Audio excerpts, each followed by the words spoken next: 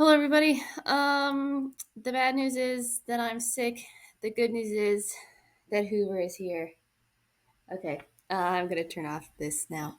Okay, so here we are, 3.3 multiplying fractions. We skipped 3.1 and 3.2, so we're humming right along. I want to start with some definitions. So fractions, when we're multiplying fractions, there's a few things that are really important for us to know when we get to the part where we reduce, and we'll do a lot of reducing. And I might even actually, even though I put them at the bottom, I might start with the numerator and the denominator. So the numerator is the top number in a fraction. So I might say, think of north. North is up, right? Well, not necessarily up, but it's the top of our compass. Okay, and I'm gonna draw a nice fraction for us here. So say we have 1 over 2. That's gonna be our numerator. And our denominator, take a wild guess, is going to be the bottom number in a fraction. So, think down. So down starts with a D, denominator starts with a D, north starts with an N, numerator starts with an N. That's what I'm getting at there. Okay, and then there we go. This is our denominator. Okay, very good. Now let's do some other definitions. And these might be familiar with you. We talked about this a bit in our first unit when we were talking about factors. A factor is a number that divides evenly into another number. So if we had, for example, say the factors of 8, the numbers that divide evenly into 8, I think of it by looking at like multiplication. So what are the numbers that multiply evenly to 8? I know that 1 and 8 can make 8. 2 and 4 can make 8. And that's it. I call this the rainbow method because you can make a nice rainbow with it like that. Okay, beautiful. And a common factor is a number that divides evenly into more than one number. So if I were to write out, say, the factors of 12, 1 and 12 can multiply to make 12. 2 and 6 can multiply to make 12. And 3 and 4 can multiply to make 12. If I'm now looking for the common factors between 8 and 12, well, 1 can divide evenly into all numbers. 2 divides into both of them, and 4 divides into both of them. So those are our, let me use a different color, common factors. Okay, they're common to both 8 and 12. And then our last one, greatest common factor, take a wild guess. It's not the best one, but it's the biggest one. So the largest number that divides evenly into, I'm going to go next one, more than one number. Okay, so in our example of 8 and 12, the greatest common factor, the largest number that divides evenly into each, is 4. Okay, so 4 is greater than 2, it's greater than 1, it's the greatest common factor. So it's not the best one, but it's the biggest one.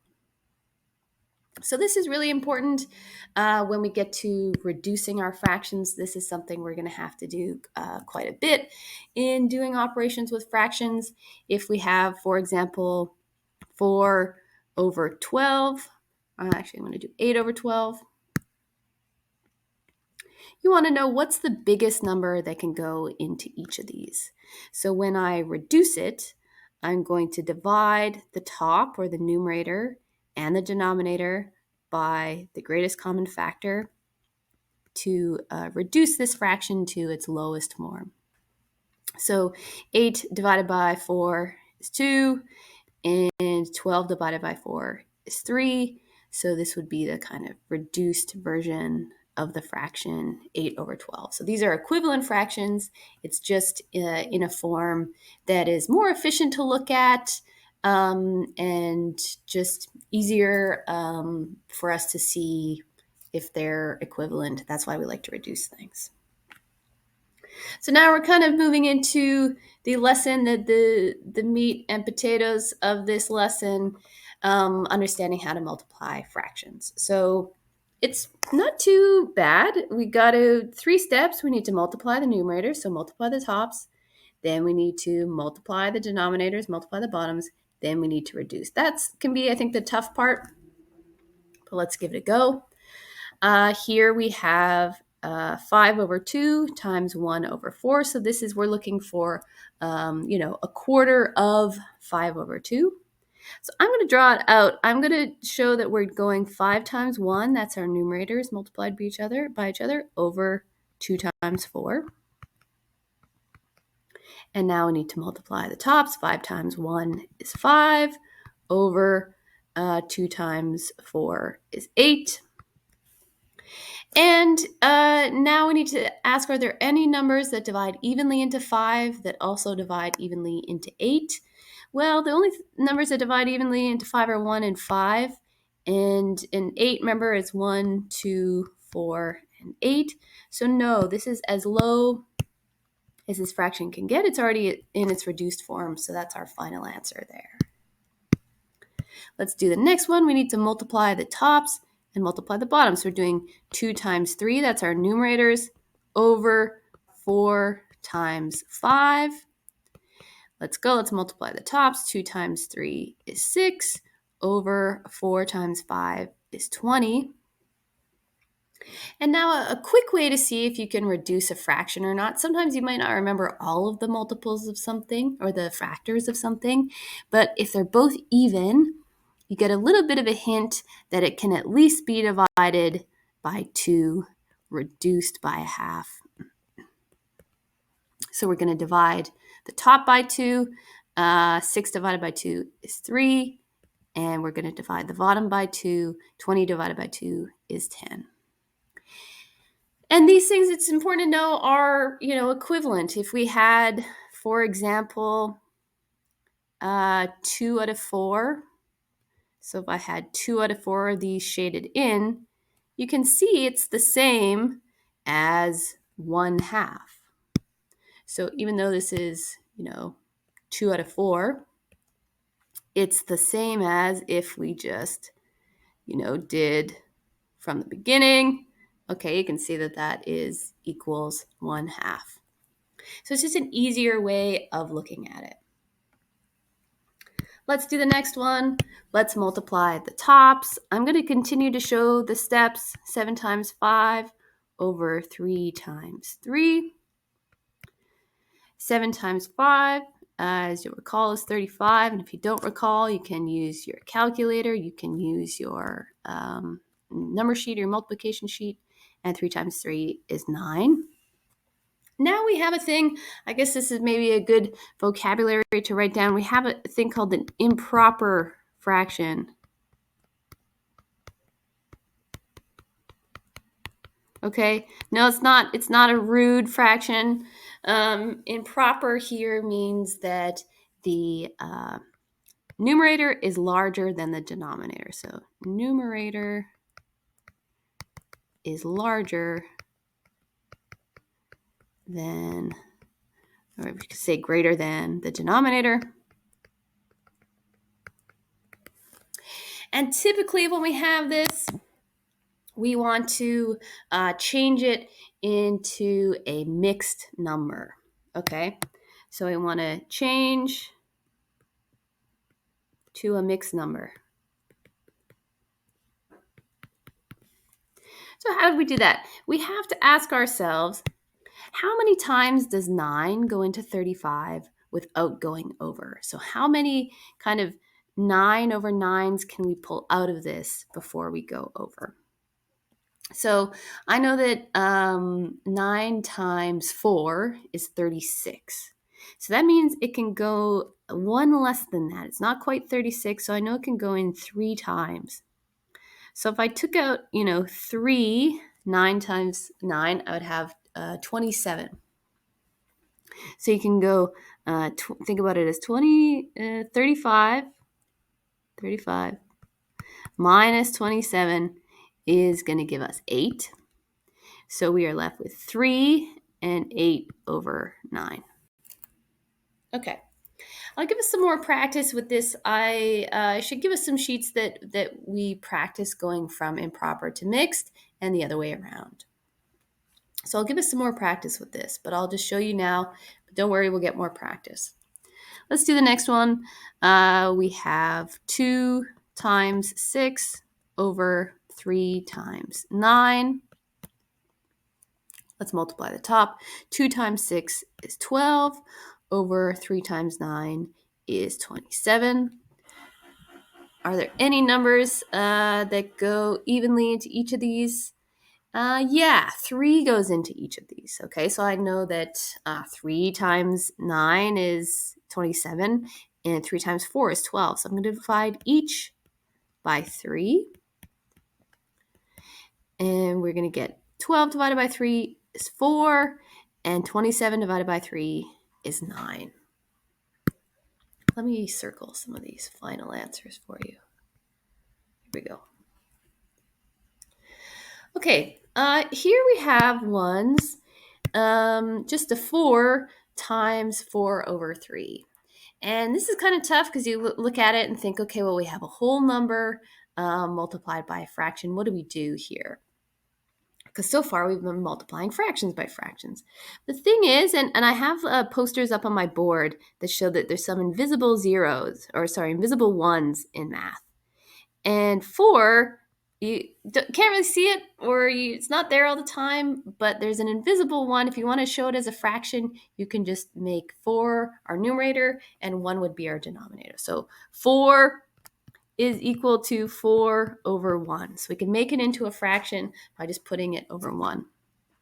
And now we can just multiply our tops. 4 times 4 over 1 times 3. And 4 times 4 is 16 over 3. Now again, we have to ask ourselves, how many times does 3 go into 16 without going over? There's another way to do it. You can use your calculator. You can go 16 divided by 3. And you get 5 and some numbers. So you know that your big number, your whole number, is going to be 5. You know that 3 goes in there evenly 5 times with some other kind of fraction left over.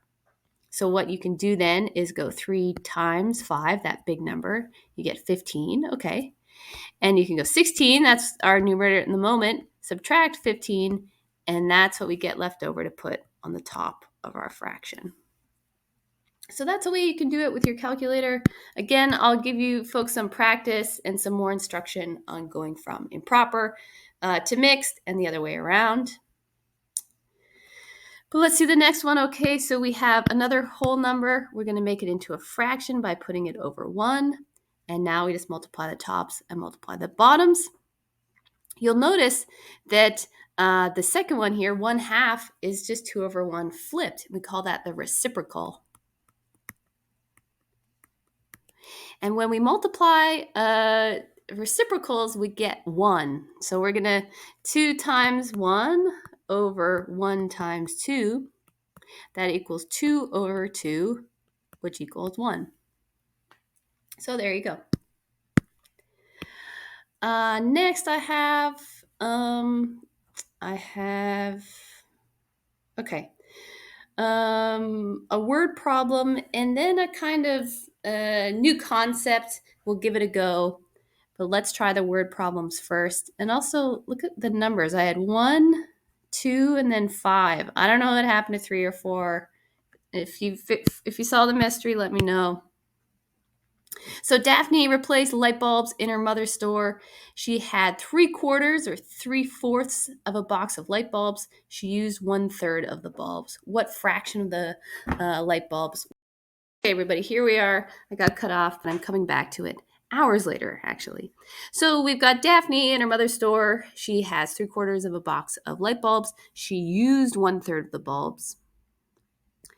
And we want to find out what fraction of the box of light bulbs was left. This is really important. If you're solving a math question, read the question, read it again. Make sure you're absolutely answering what it's asking you. We used 1/3.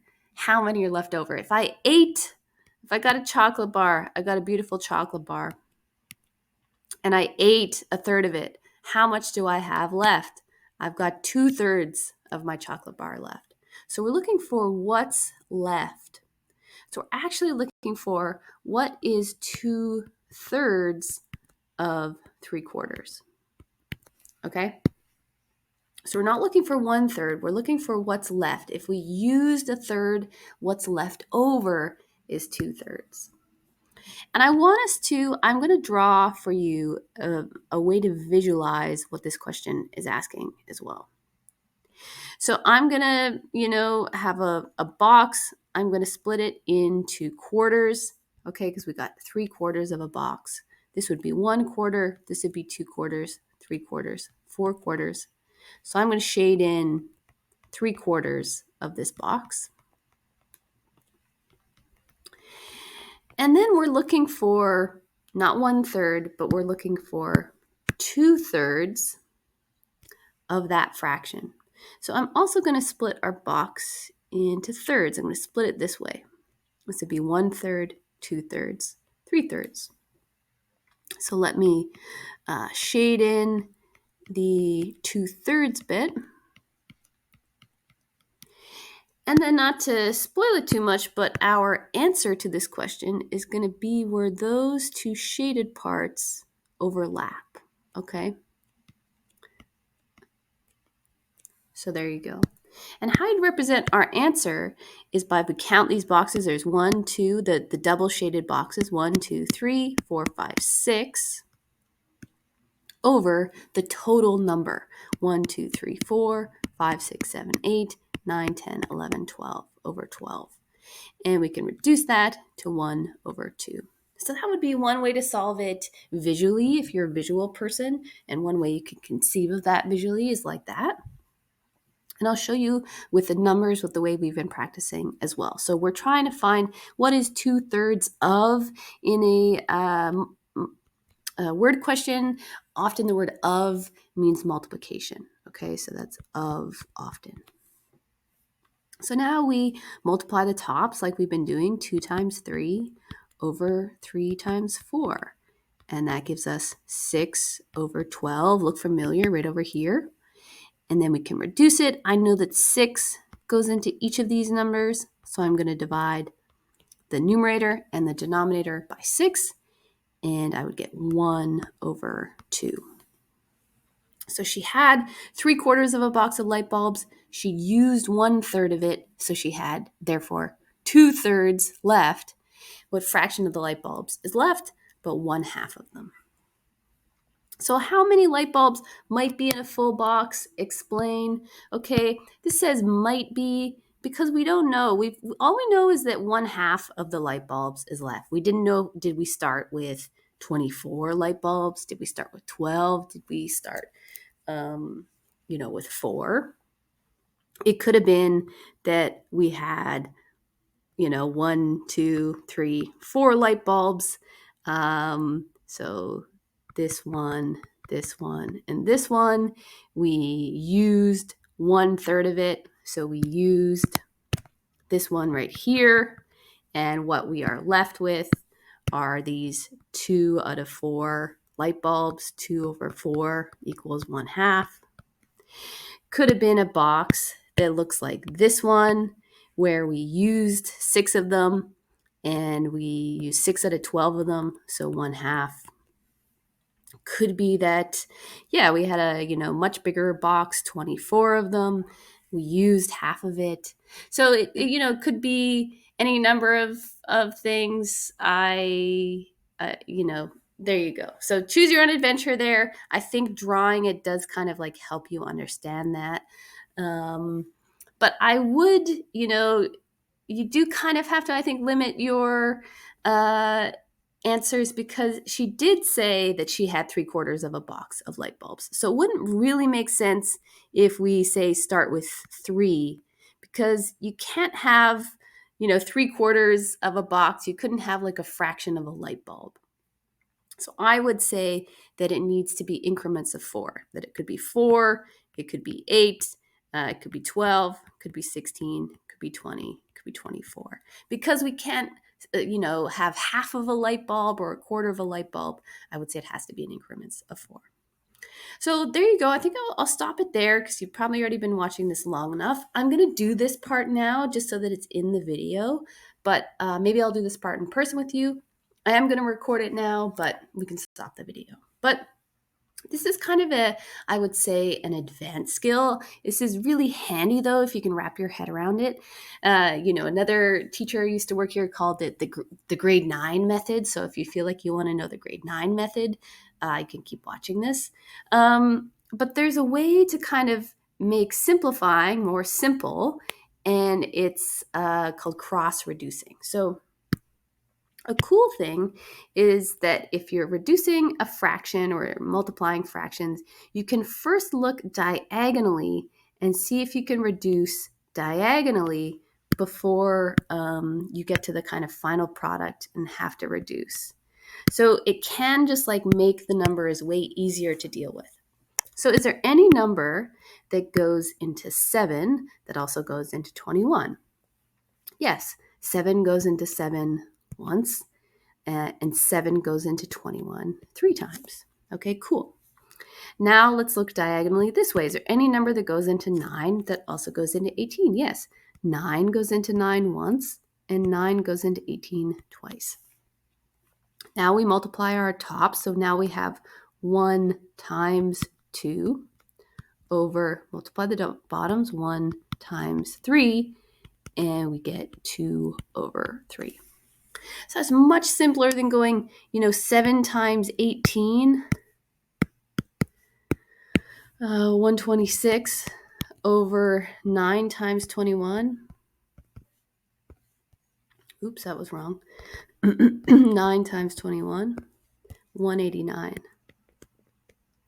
It's really hard to think, okay, is there a number that goes into 126 that also goes into 189? Like, for me, that doesn't immediately, there's no number that jumps out to me as going into both of those numbers. So cross-reducing could be so handy if you're dealing with bigger numbers.